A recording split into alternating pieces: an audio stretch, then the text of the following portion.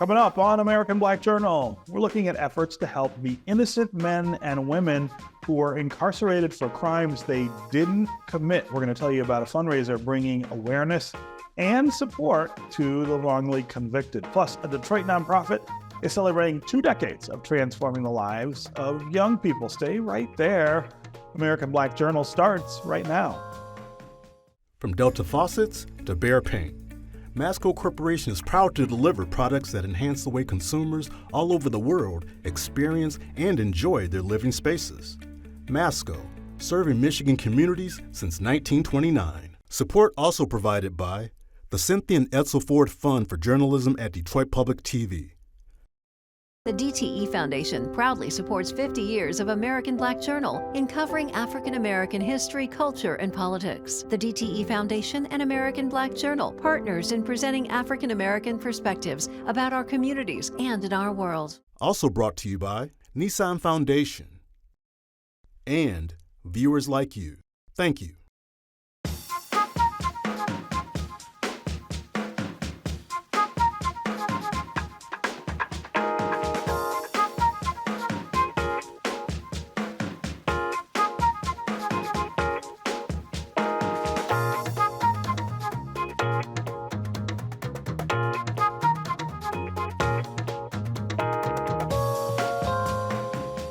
Welcome to American Black Journal. I'm your host, Stephen Henderson.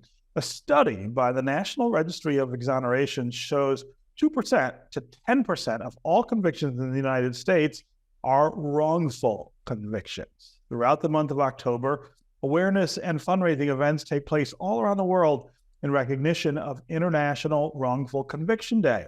Here in Detroit, the Organization of Exonerees is holding a fundraiser to help support and empower the men and women who were unfairly incarcerated. I spoke with the group's president, Kenneth Nixon, who spent nearly 16 years in prison for a crime he did not commit, and with Valerie Newman, director of the Conviction Integrity Unit in the Wayne County Prosecutor's Office. So Kenneth, I want to start with you, but I want to start, I think, with giving you just the opportunity to talk about your story a bit, the thing that happened to you, and then how that shapes and influences all the work that you're doing right now to help other people who are in the same kind of position. I was wrongfully convicted in 2005 of 2 counts of felony murder, 4 counts of attempted murder, and 1 count of arson. A friend of mine's home was set on fire, and 2 children perished in that fire. I was immediately arrested and get charged and eventually convicted of those crimes which I knew nothing about and had no knowledge of prior to my arrest. I would go on to spend almost 16 years incarcerated for that crime that I did not commit. And eventually, with the help of Thomas Cooley Innocence Project and the Wayne County Conviction Integrity Unit, my innocence was proven, and I walked out of prison February 18th of 2021. I am Valerie Newman's 27th exoneration out of that unit. Wow. That traveling through that journey of incarceration and wrongful conviction has conditioned me for the work that I do now. I spent a lot of time reading and educating myself on the laws and how things operate on the outside.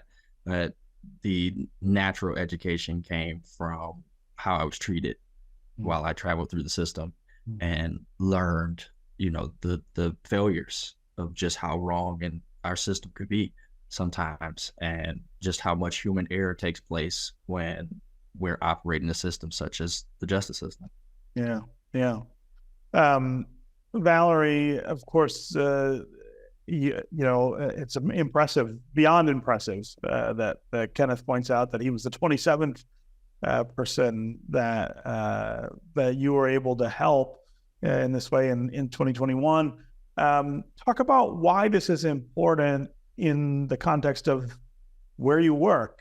You work for the Wayne County Prosecutor, the office that's ultimately responsible for holding people accountable for crime. Why is it just as important to make sure that that people who have been falsely accused and convicted of crimes are found and exonerated? Great question, Stephen. So people often say, you work for the prosecutor's office, your job is to put the bad guys away.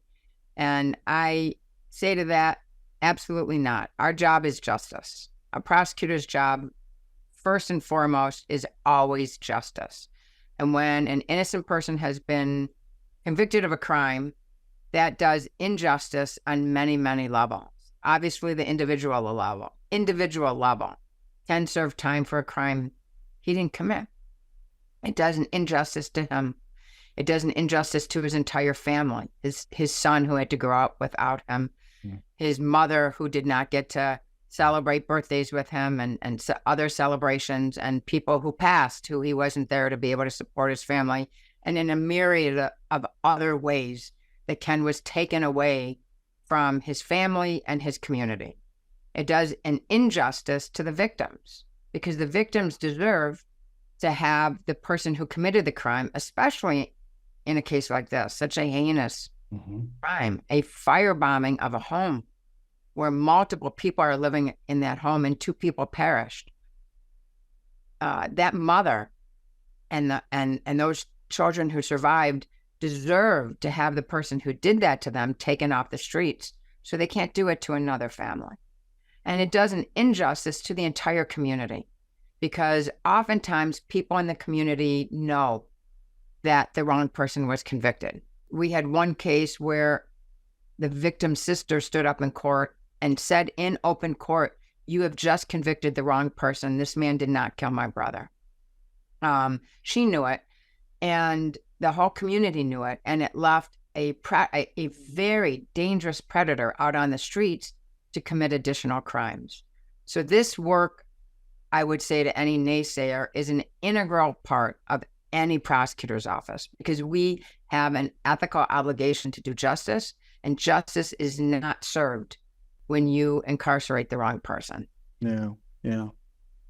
Kenneth, tell me a little about what it's been like to be free again, but also what it's been like to try to put your life back together, the challenges that exist for folks who find themselves in that situation, and then talk about what you're trying to do to help other people. It was very difficult at first, and I faced a lot of hurdles that to me just were unnecessary and burdensome. Just basic stuff with gaining proper identification, vital documents. These were huge hurdles that I had to overcome. And, they're all connected. You can't get a birth certificate without a social security card. You can't get a social security card without a birth certificate. You can't get an ID without having one or the other. So, the process itself, it was very difficult and extremely burdensome. And one of the bad assumptions is that when you're exonerated, your record is immediately clear. That is not a true statement. I still had that conviction on my background check for 2 years. It was just recently removed in January of this year.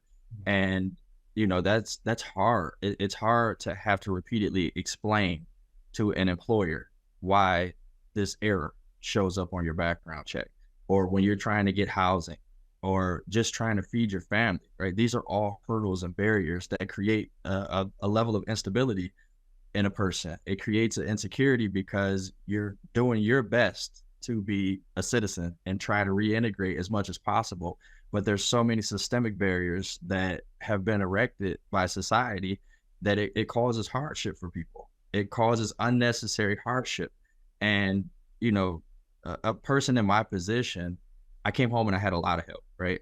Everybody doesn't have access to Valerie Newman. Everybody doesn't have access to very good quality attorneys or access to state representatives or business leaders throughout the state of Michigan.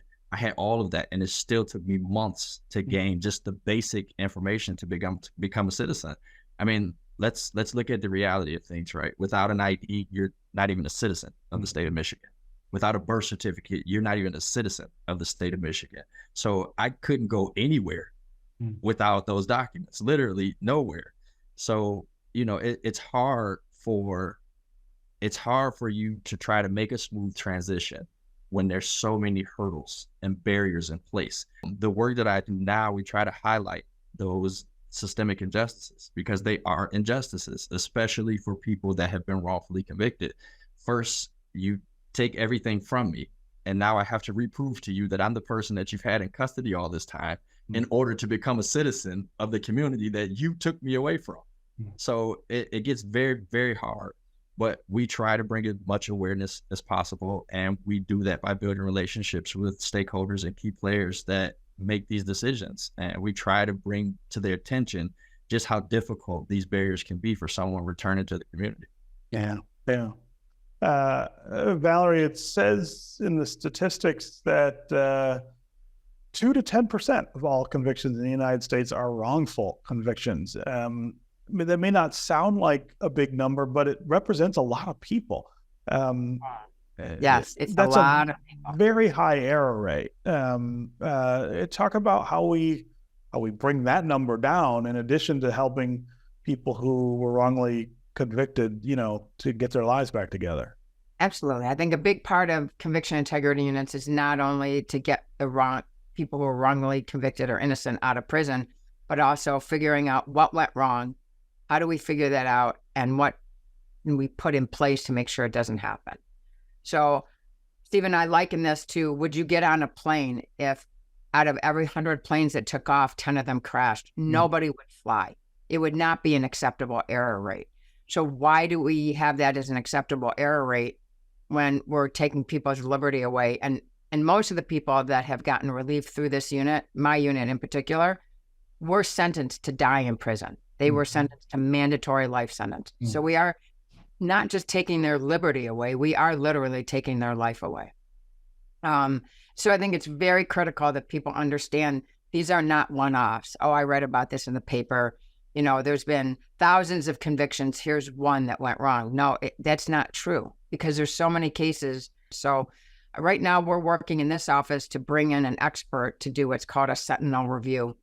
Similar to when there's a plane crash, all these agencies come in and they determine what went wrong and how to prevent it from going wrong again. We want to do the same thing here in Wayne County. And we want to figure out how to do that, how to bring all the stakeholders to the table, and everything from police training, which, one of the things Ken hasn't had a chance to talk about, but he has gone around and done training with police officers. And so that's a very critical component because that's where every case starts, with the police. Yeah. So I think the more awareness we can create with the police about wrongful convictions, how they occur, implicit bias, tunnel vision, confirmation bias, the things that we see over and over and over with a wrongful conviction, we can stop it before anyone even gets charged, right? And then once they get charged, working with prosecutors to be open-minded, to think critically, to be able to reevaluate information as new information comes forward, to think critically about what the police are bringing to them. So there's a lot of work to do on our end, as well as when we welcome people home. Like Ken said, imagine, if you're paroled after committing a crime, you have a year within the Michigan Department of Corrections to get yourself together and reach out to family and maybe get a job and all that help coming at you. If you're exonerated, you're in prison one day. Just out. Yeah. And you're just out with the clothes on your back and the $5 you had in your prison account, and basically left to fend on your own if you don't have all the resources. Like Ken said, he had a good, strong, foundational family and community support for him. But what about people who don't? So that's really, I started the organization of Exonerees because I saw how it became apparent to me that getting people out was really just a baby step in the process. And there's so much more work that needs to be done. And then Ken, since he's been out, has stepped up. He's taken control and grown the organization. And I think we're doing great things, which is why we're having this event on October 10th. Yeah. Let's talk about the event before we run out of time in the interview. Ken, this fundraiser on October 10th is a big part of your work too. It is. This fundraiser is designed for us to give people an opportunity to really show their support in a way that we haven't traditionally, not that we haven't allowed, but we just haven't had access, right? The foundation of the organization Exonerees is pretty new. right? There was no lane for what we're doing prior to a few years ago. So we've built a lot of support in the community and across state lines. So we hear from a lot of people that, they want to help. So we wanted to figure out a way for them to help monetarily. Yeah. And the money will go towards helping people, right? The things that we've talked about, those struggles, there's so many other struggles that we haven't had an opportunity to discuss. Mental health is real, right? Transportation, quality health care, those things are real. That stuff is things that we actually deal with on a regular basis. Just having the ability to eat what you want, when you want, having quality housing when necessary. Not everyone comes home and has a relative to go to. Some people we have to put up in a hotel for a couple of months at a time because they don't have anywhere to go. Or if they do have a place to go, their family isn't equipped with the ability to give them what they need to necessarily live a quality life, right? We had a situation where we were under the assumption that someone's family was taking good care of them, only to find out this person was sleeping in the basement on a box spring because they couldn't afford a mattress. The reality is that most people that are wrongfully convicted come from a very impoverished background, which means their family is also in a very impoverished area. So some of these families, mine included, like some of them were struggling. We're struggling check to check. So now you add an additional mouth to feed, an additional person that needs the car, an additional person that is using heat and water. The bills start to add up. Like we have to figure out a way to be supportive of that until that person has time to get themselves on their feet. So this fundraiser will allow us an opportunity to do that. It allows us an opportunity to stand in that space and really make sure that that person has everything necessary to make a smooth transition back into society. We cannot rely on our government to fill that gap for us. They have traditionally failed us in that space. So we are taking on this task on our own, and this fundraiser is indicative of that. This year marks the 20th anniversary of the Detroit nonprofit known as the Yunion. Over the years, this organization has changed the lives of more than 17,000 young people through its prevention programs, workshops, and conferences, which are designed to uplift and empower young people. The Union's anniversary celebration includes a gala and the recent unveiling of a new state-of-the-art youth development center. Here's my conversation with the founder and CEO, Jason Wilson, and with executive director, Nicole Wilson. So Jason, congratulations on the anniversary this year of Union, 20 years. Give me a sense of how you got this started and what gave you the idea to do it. The Union actually started as a record label because of my background in music. And in Detroit, I was a part of a rap group called Chaos and Maestro. We were really popular here. And to make it real short is that when I finally gave my life over to God, I saw that the music that I was creating prior to that was countering really his mission for my life. And so that's when I transformed what I was originally doing the music for to something that was more purpose-driven, that could help young kids find their way through the darkness instead of helping them stay in it. And so I started the Union Records, and then it became a nonprofit when Nicole and I realized that after the music stopped, our kids still needed help. And that's when we went after our nonprofit status, and the rest has been history. Yeah. Nicole, you're the executive director at Union. There are so many groups and organizations in the city that work with young people. Union kind of stands apart. It's different. Tell us about some of the things that you guys are doing. Well, I think one of the reasons is specifically because of our background in the arts. And so much of what we do is rooted in the arts, rooted from that base vision that Jason created back in 2003.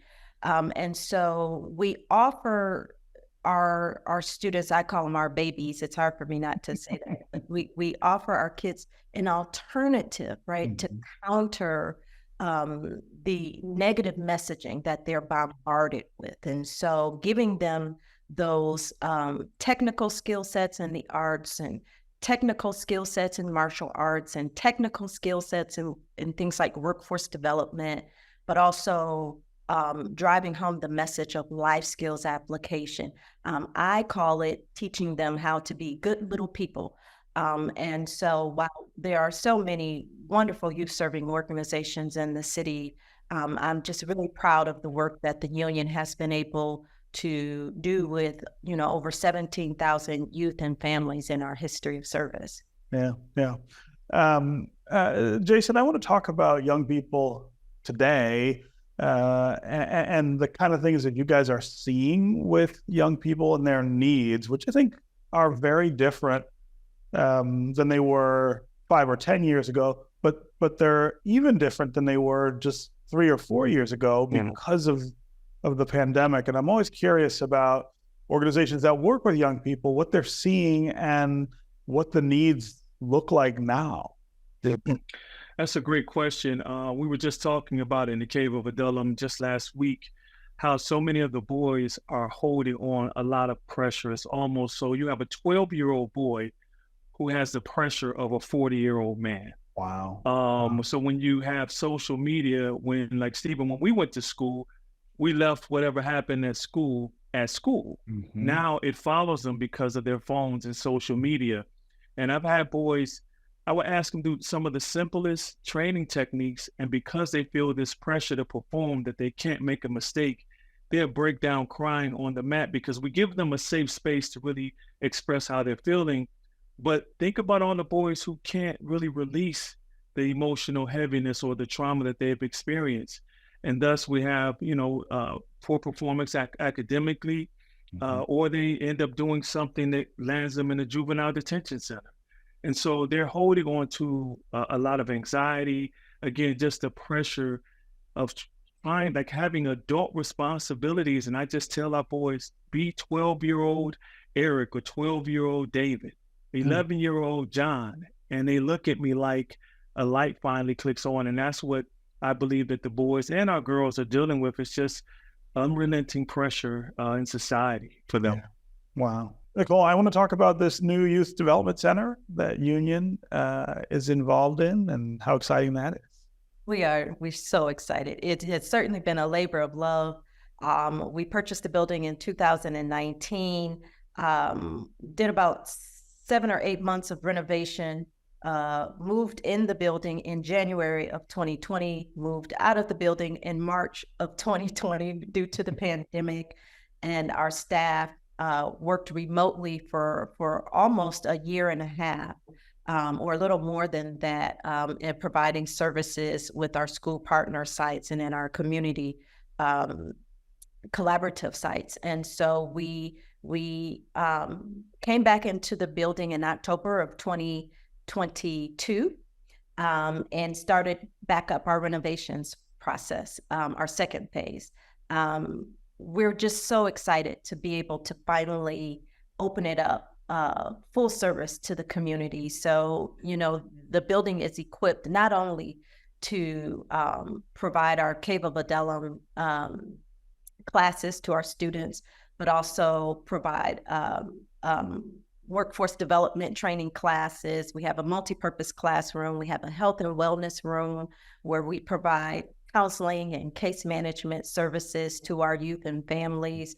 A brain training center in that health and wellness room, which is a wonderful technology that Jason serves as the ambassador of, NeuroOptimal, that helps the brain to deal with trauma. We have our performing arts studio for our Keys to Life program, where we offer dance and beat making, production, songwriting. We have a computer lab for tutoring and homework assistance. We really wanted to make it a comprehensive youth development center that is beautiful. And so, because our kids deserve that. And so we're just super excited about having it open to the community. Okay, I should also mention you guys have a gala coming up to celebrate 20 years, right? We do. We are very excited about that. We're excited about being able to not only honor the work, but one of the key purposes of the gala on October 5th, which is at One Campus Marshes, we hope everyone can join us, is to empower the work of the Cave. And so our waiting list for the Cave almost exceeds 800 boys. Wow. And this is a growing waiting list that, you know, more than likely, we've always had a waiting list, but it has certainly expanded now that there is a documentary on the Cave of Adullam that is streaming now on ESPN Plus. It was purchased by ESPN after it won Best Documentary at the Tribeca Film Festival in 2022. And so we have to meet that demand.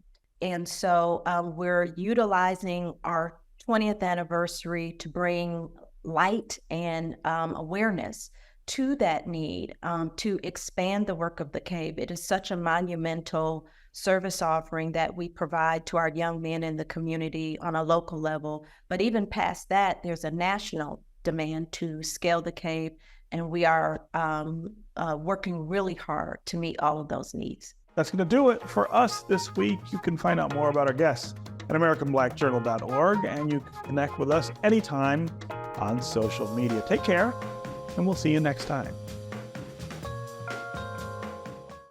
From Delta Faucets to Behr Paint, Masco Corporation is proud to deliver products that enhance the way consumers all over the world experience and enjoy their living spaces.